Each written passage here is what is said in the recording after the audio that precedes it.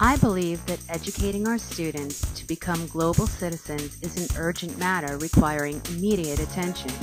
Students must adopt a fundamental global mindset encompassing, at the minimum, inclusion, cross-cultural collaboration, and social justice. Gibson, Remington, and Landwehr-Brown report that education programs without global learning activities tend to give less attention to the interpersonal, intrapersonal, and naturalistic intelligences that are important for world citizenship. A sound educational model for global citizenship incorporates not only theoretical learning, but experiential learning as well. It is not enough to simply develop an awareness of the marginalization of particular groups in other countries and the inequities in freedoms and basic human rights. We must prepare our students to take action. And Merrifield notes that global awareness becomes meaningful when students begin to act upon their interconnectedness with people across the planet. This stage is often characterized by collaboration across regions on authentic global problems in efforts to work for the common good. Furthermore, as educators, we must eradicate the ambiguity of the term global citizen in order to move away from transcendental values and progress towards solid objectives. Assuming a standardized definition and prescribing material learning applications and outcomes will enable us to develop a curriculum that will make our students more adept at navigating the complexities of an interconnected world. Moreover, we must agree on what it means to be a cosmopolitan. I believe that Appiah's fairly straightforward treatment of the term is both practical and prudent. Appiah essentially boils cosmopolitanism down to a common human trait that unites us as people. He explains that there are two threads that intertwine to create the notion of cosmopolitanism. The first is our obligation to others, which goes beyond those whom we have any type of relationship to. And the second is that we take seriously the value of particular human lives, which means that we must take into consideration the practices and beliefs that lend significance to those particular human lives. Because we are so different, he says, we should never expect or desire a single mode of life, and that there will be times that the two ideals, universal concern and respect for individual differences, clash. Finally, relating to a collective understanding of terms is an express designation of cultural pluralism. Similar to global citizenship and cosmopolitanism, cultural pluralism's meaning has broad interpretations. In its simplest form, it means an acceptance of a smaller group's cultural traditions and beliefs by the larger group it is a part of. So why so many different views on what it should and should not include? Over 100 years ago, Bourne identified two elements that were crucial to the effective integration of the various cultures meeting in the United States. The first was a cosmopolitan outlook, which included an intellectual sympathy which is not satisfied until it has got at the heart of the different cultural expressions and felt as they feel. The second was the end of prejudice against non-Anglo-Saxon cultures. These elements constitute a principle of mutuality based on empathy and non-discrimination. Mutuality is distinct from tolerance, which is a live and let live concept that requires distance, sometimes privacy. Mutuality demands active engagement, learning about others in their own terms, not a suspension of judgment, but judgment based on information and interaction. Tolerance is a politics of peaceful coexistence. Mutuality is a politics of recognition. Recognition changes the observer.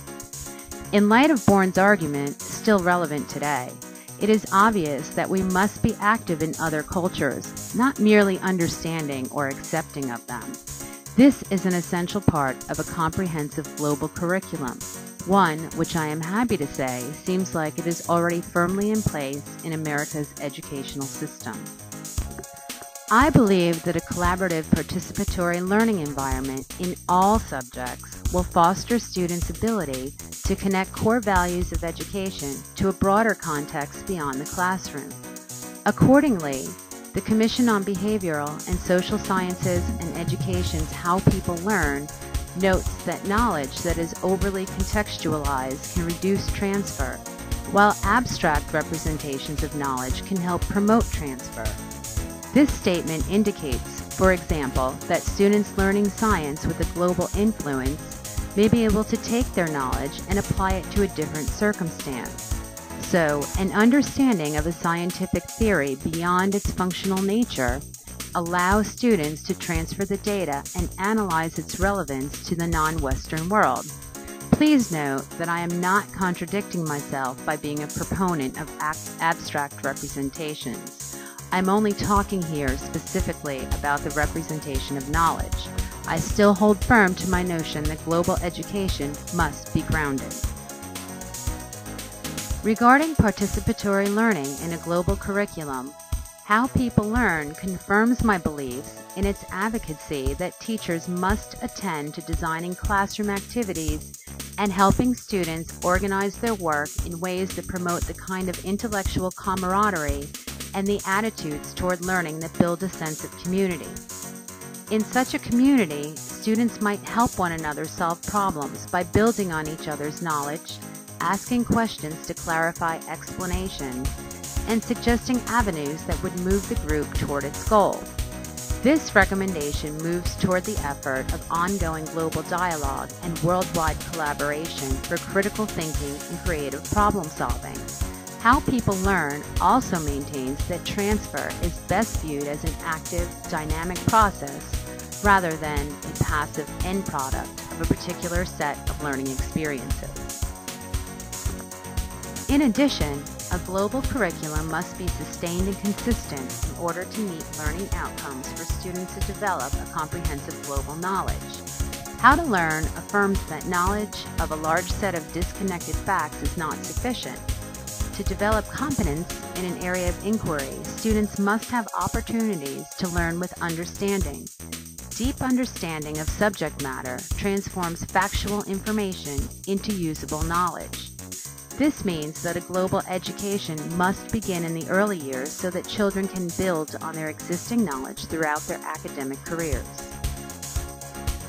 From my personal experience as a community college instructor of developmental English, I believe that language has the power to both unite and divide.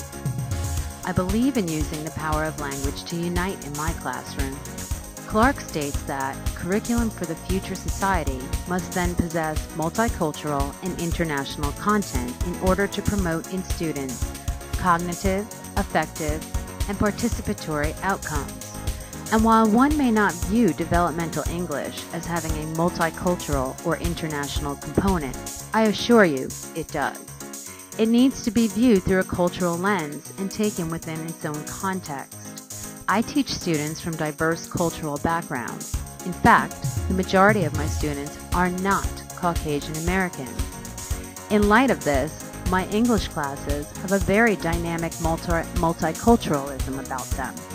Just because English is being taught in the United States does not mean it is necessarily ethnocentric. In conclusion, my educational philosophy on global learning is one that calls for a lifelong, standardized, though not static, global curriculum to enable students to positively contribute to an ever-shrinking world, to foster responsible social actions in an effort to ensure basic human rights and social justice, and to encourage global collaboration and global problem-solving skills.